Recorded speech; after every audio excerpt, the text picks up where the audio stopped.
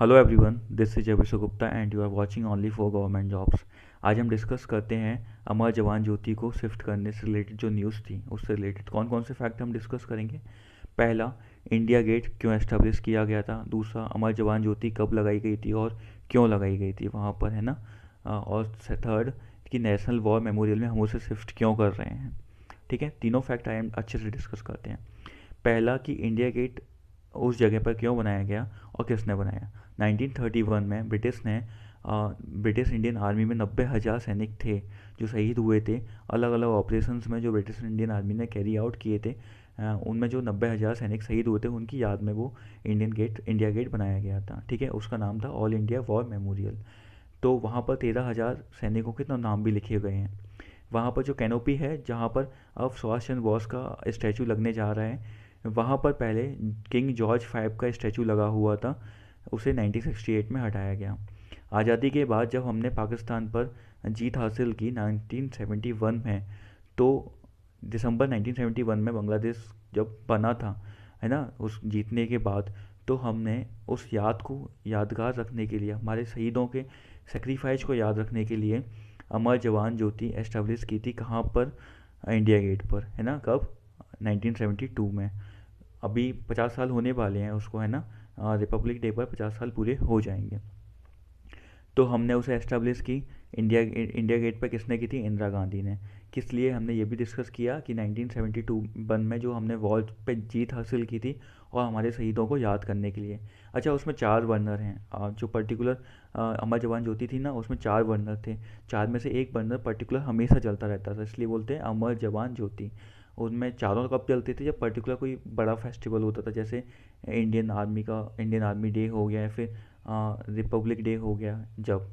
ठीक है, उसके अलावा जो 4 बर्नर थे वो एलपीजी से चलते थे पहले, उसे पाइप्ड नेचुरल गैस से जब कब चेंज किया गया, 2006 में। 2006 में उसे कन्वर्ट किया गया। ठीक है। अब क्या हुआ कि नेशनल वॉर मेमोरियल बन गया 2019 में।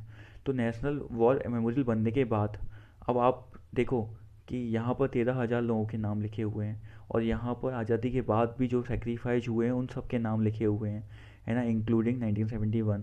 तो अब कौन सी जगह पे सही ट्रिब्यूट दिया जाएगा इंडियन आर्मी को, है ना, जिस जगह पे आज़ादी के बाद भी शहीदों के नाम लिखे हुए हैं। इसलिए ये सोचा गया कि इसे शिफ्ट किया जाए। सेकंड, जो भी एम्बेसडर आते थे, पीएम आते थे दूसरे विदेशों से, वो सबसे पहले नेशनल वॉर मेमोरियल जाने लगे ट्रिब्यूट देने शहीदों को। तो मतलब वहाँ जा रहे हैं, अब यहाँ नहीं आ पा रहे हैं, तो एक सही नहीं है ना। यहाँ पर वो जल रही है अमर जवान ज्योति, और यहाँ पे सब लोग जा रहे हैं, तो उसे शिफ्ट करने का ये भी सोचा गया।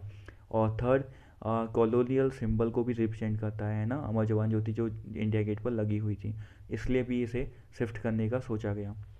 इन 3 कारणों से इसे शिफ्ट किया गया। और भी पॉलिटिकल रीजन हो सकते हैं, पर हम उनमें नहीं जाएंगे। मेन जो ऑफिशियल स्टेटमेंट है गवर्नमेंट का, वो ये 3 उन्होंने मेनली उसे हाईलाइट किए हैं।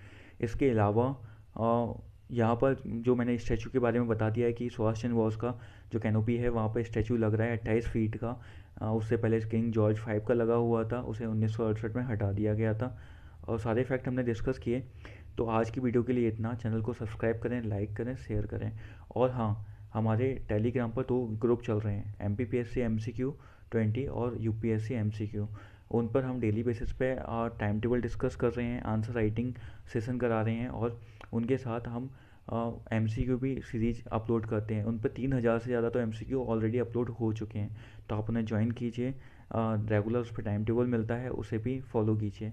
जय हिंद। मिलते हैं अगली वीडियो में।